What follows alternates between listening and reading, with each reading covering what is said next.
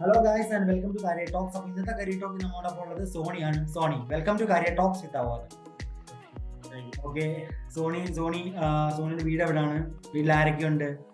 എന്റെ വീട് കോട്ടയം ജില്ല കാഞ്ഞിരപ്പള്ളിയിലാണ്. ഓക്കെ, വീട്ടിലെ അച്ഛൻ, അമ്മ, 2 അനിയന്മാർ, വല്യമ്മ. സോ അപ്പോൾ ഏത് കോഴ്സ് അവോധ ചെയ്തിരുന്നേ? ഞാൻ ഹോസ്പിറ്റൽ മാനേജ്മെന്റ് കോഴ്സാണ് ചെയ്തത്. ഹോസ്പിറ്റൽ മാനേജ്മെന്റ് കോഴ്സ് എടുക്കാനുള്ള റീസൺ എന്തായിരുന്നു? റീസൺ എന്താന്ന് വെച്ചാല് ഹോസ്പിറ്റൽ മേഖല ഇഷ്ടമായിരുന്നു. അപ്പം അങ്ങനെ എടുക്കണം തോന്നി. അപ്പം അതിലോട്ട് അങ്ങനെ എടുത്താണ്. അങ്ങനെ ചൂസ് ചെയ്ത ആഗ്രഹം ഉണ്ടായിരുന്നു. ഹോസ്പിറ്റൽ മേഖല ജോലി ചെയ്യണമെന്ന് ആഗ്രഹം ഉണ്ടായിരുന്നു. അങ്ങനെ എടുത്താണ്. അപ്പോ നേരത്തെ എന്താ പഠിച്ചിരുന്നേ സോണി? ഞാൻ ഡിഗ്രിക്ക് പോയായിരുന്നു. ഡിഗ്രി BA ഹിസ്റ്ററി ആയിരുന്നു. കാഞ്ഞിരപ്പള്ളി സെന്റ് ഡൊമിനിക്സിൽ നിന്നായിരുന്നു. അത് കഴിഞ്ഞിട്ടാണ് ഞാൻ ഇതെടുത്തത്. ഓക്കെ, അപ്പൊ അന്നോട്ടുള്ള ഒരു ഇൻട്രസ്റ്റ് ആയിരുന്നോ ഹോസ്പിറ്റൽ ഫീൽഡിൽ വർക്ക് ചെയ്യണമെന്നുള്ളത്? ചെറുപ്പം തൊട്ടേ ഉണ്ടായിരുന്നു ഈ ഒരു മേഖലയില്. അപ്പം സാഹചര്യം അങ്ങനെ ഒത്തൊത്ത് വന്നില്ല. അങ്ങനെ ഡിഗ്രി കഴിഞ്ഞപ്പം ഇങ്ങനെ ഒരു കോഴ്സിനെ കുറിച്ച്, അവോധയിലെ ഒരു കോഴ്സിനെ കുറിച്ച് അറിഞ്ഞു. അപ്പൊ നമുക്ക് പറ്റിയതാന്ന് മനസ്സിലായി. അപ്പോഴങ്ങ് എടുത്തു. ഓക്കെ, സോ അപ്പോ എടുത്തിട്ട് എങ്ങനെ ഉണ്ടായിരുന്നു? അവോധയിലെ ക്ലാസ് കാര്യങ്ങളൊക്കെ എങ്ങനെ ഉണ്ടായിരുന്നു? ക്ലാസ് നമുക്ക് 3 മാസമായിരുന്നു. ക്ലാസ്സൊക്കെ ഇൻട്രസ്റ്റിംഗ് ആയിരുന്നു. ടോപ്പിക്കൊക്കെ നമ്മള് നല്ല സാറിനുണ്ടായിരുന്നു. അവിടെ സാറുമാരൊക്കെ ക്ലാസ്സുകൾ റെക്കോർഡിംഗ് ക്ലാസ് ആയിരുന്നു. അപ്പൊ നമ്മള് നമുക്ക് വേണ്ട കാര്യങ്ങളൊക്കെ അവരല്ലാതെ ലൈവ് സെഷനിൽ വന്ന അവർ കാര്യങ്ങൾ ഡൗട്ട്സ് ഒക്കെ ഉണ്ടെങ്കിൽ ക്ലിയർ ചെയ്ത് തരും. അപ്പൊ നമ്മള് അങ്ങനെ 3 മാസം കൊണ്ട് അത് പഠിച്ചെടുത്തു. അപ്പോ എന്തെങ്കിലും ഡൗട്ട് കാര്യങ്ങളൊക്കെ ഉണ്ടായിരുന്നു.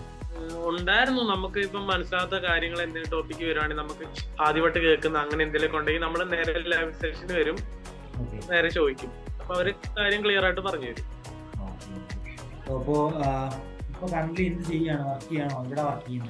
ഞാനിപ്പം MOD, മാനേജർ ഓൺ ഡ്യൂട്ടി എന്ന് പറഞ്ഞൊരു കീഴിലാണ് വർക്ക് ചെയ്യുന്നത്. Manager on duty MOD.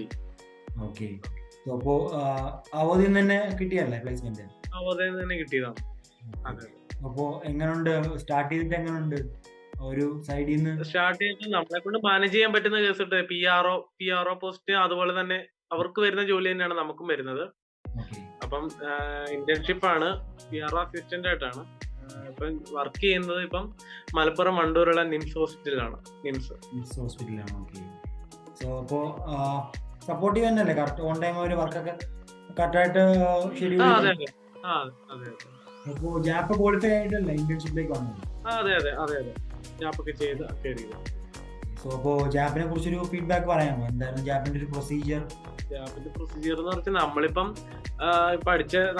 പഠിച്ച കാര്യങ്ങളൊക്കെയാണ് അവിടെ ചോദിക്കുന്നത്. നമ്മളിപ്പം 3 മാസം നമ്മൾ എന്താണ് അതിൽ നിന്ന് പഠിച്ചത്, ആ കാര്യങ്ങളൊക്കെയാണ് അവര് ഷോർട്ടായിട്ട് നമ്മളോട് ചോദിക്കുന്നത്. നമ്മൾ പഠിച്ചില്ലെന്ന് അവര് ആണ് ജാപ്പിൽ ചോദിക്കുന്ന കാര്യങ്ങൾ. അപ്പോ ഒരു ഇന്റർവ്യൂ തന്നെ എങ്ങനെ അറ്റൻഡ് ചെയ്യാമെന്നുള്ളതൊക്കെ ഒരു ജാബ് സെഷനിൽ ട്രെയിനിങ് വരുന്നുണ്ട്. അതും ഉണ്ടായിരുന്നു പറഞ്ഞു.